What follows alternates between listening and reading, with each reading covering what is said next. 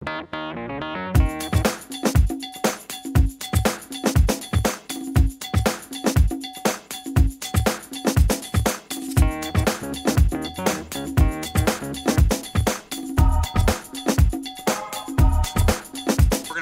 properties that are brand new from the standpoint of they haven't been touched, they're just have offers on them, they're fresh, meaning freshly stinky, okay?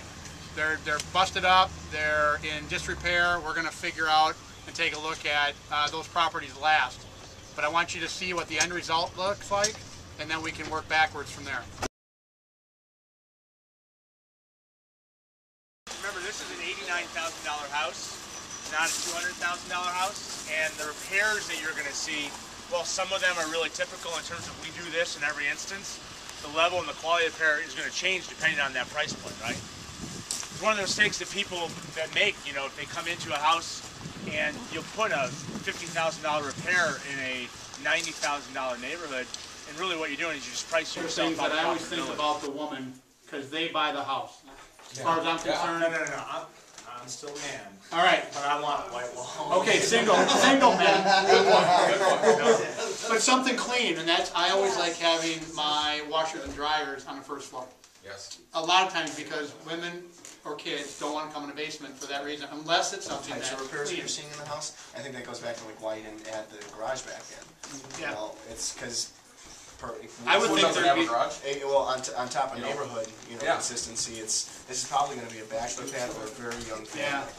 Yeah. My opinion is, my opinion is if you've got the room that we live in Wisconsin and a garage, boy, I've had a tough time selling property because someone will buy this house. It's fixed up, it's clean, and you look at other ones in the neighborhood. I'm betting that for a small place like this, it's a couple or a single person that's going to buy it. It's not going to be 5 kids.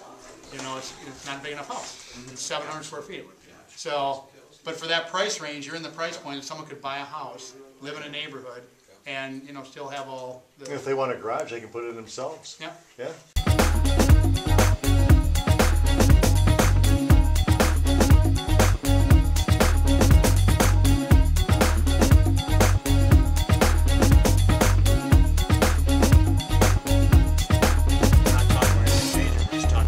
Clean and smooth and absolutely and fresh and functional. That's what they did to that house. At least in the finish aspect. Right. What this sounds like, what we're talking about here, is what I've heard called before the white glove test. Everything that's nice and clean. It's that extra 3% that really. Something like that is to find out what else is in that area for somebody at that price range. What are they seeing? And then that's where you guys, when we finish a product, you've got to be able to have something that whoever's looking in that area and they find yours, that's the one.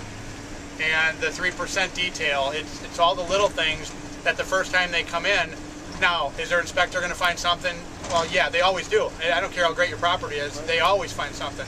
But the fact is that out of everything that they could find in that area for that price range, for that buyer, when they come to yours, they need to put an offer on it 3 days ago. I haven't had one person look at it yet, but I planned it that way. I basically emailed out to every buyer I knew, every realtor I knew, and said, hey, all the showings are going to be on Sunday between 1 and 4. And so what I've done is tried to create a little pent-up, excitement for that property.